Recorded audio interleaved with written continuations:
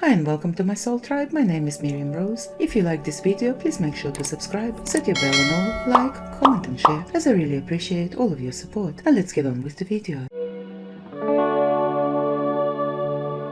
Welcome, dear ones. Know that we and the many others presently working with you from this side honor, respect and appreciate the work you are doing on the front lines. Even if you feel like you are doing nothing, know that just the presence of your state of consciousness is helping to lift the world collective. We are assisting Earth's ascension process from this side, but you have the more difficult job of working in it, while not of it. The message is about trust. You came to Earth filled with hope and excitement, confident that you were well prepared to play a role in Earth's ascension process. But after years of waiting, with seemingly no change, many of you are finding that your trust in the process is waning. Ask yourselves, have you put your trust in three-dimensional concepts about the ascension process, how it would or should look, unfold and when? Ascension energy is presently being experienced by most as the weakening of trust the majority has always held for government, healthcare, education and religious leaders, which indicates collective awakening and personal empowerment. Waning trust in and the questioning of long-established authorities, however subtle, is a sign of change and awakening the ascension process. Even the spiritually awake may be tempted to lose trust when looking out at a world of chaos, war, increasing acts of violence, natural disasters and leaders more focused on getting re-elected and playing king of the castle than working for the good of those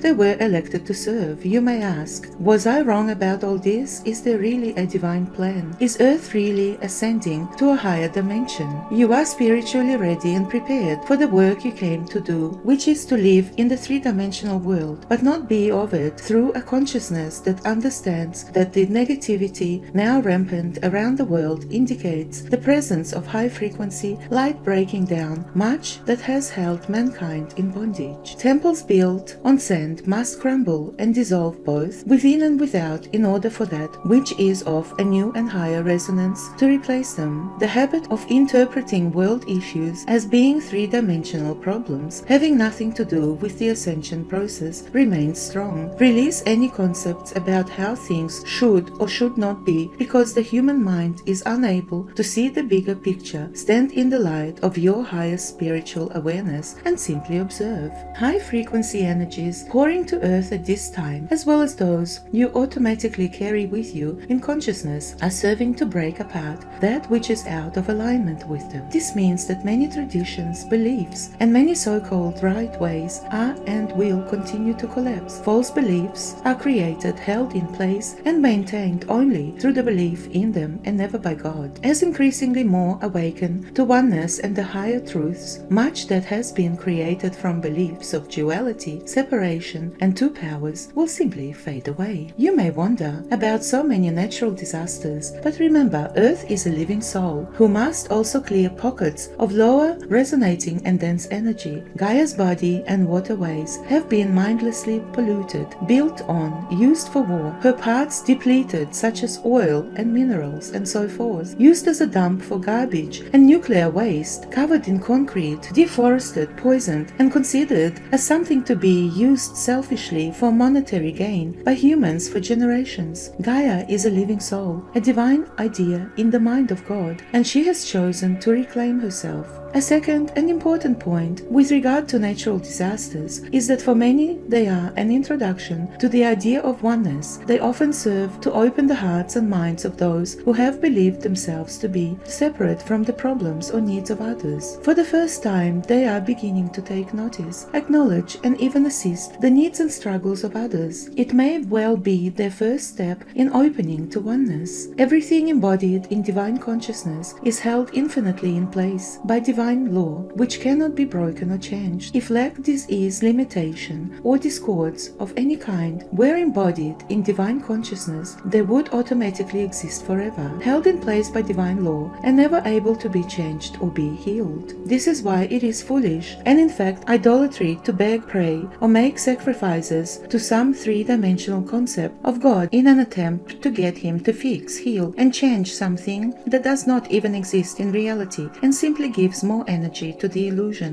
Trust that because there is only one, it is the foundation, law, and substance of all that exists. Where could anything other than this it come from? Knowing and accepting this automatically begins one's evolutionary journey toward it becoming a realized state of consciousness, where these truths will then begin to express outwardly. Never lose sight of the fact that an intellectual knowledge of some truth is only the first step. It must become one's consciousness before it can manifest, because consciousness is the substance of form. Spiritual awareness means no longer judging appearances by commonly accepted concepts about how things must or should be in order to be right. Let go of any beliefs about what is right and wrong, or good and bad, and know that good material appearances are just as illusory as the bad ones. God is, period. Allow yourselves to accept and fully trust that there really is a God infinitely expressing, manifesting itself as. Beliefs contrary to this constitute mind-formed concepts of reality and illusion. Ask yourself, would or could an omnipresent God take pleasure in the suffering and destruction of itself in expression as people, earth animals, nature spirits, elementals, and the many other life forms that humans are not aware of? If there is only one life, why does the majority believe itself to be separate from other life forms? How could a self-sustained, self-maintained source form itself as something destructive to itself? What do I believe? What and who is the God of my consciousness? Respond to the inner doubts that may come floating into your awareness by reminding yourself that abundance already is, safety already is, health already is, harmony already is, completeness already is. There is no need to struggle, pray, do ceremonies and rituals, beg or plead, offer pain and suffering to God in the belief that God loves your suffering. Go to church or refrain from all things human in order to attain that which is already fully present in and as you. Believe, trust, and live truth, and it will become a state of consciousness that knows and experiences. Everything I have been seeking, I already am. We are the Arcturian Group.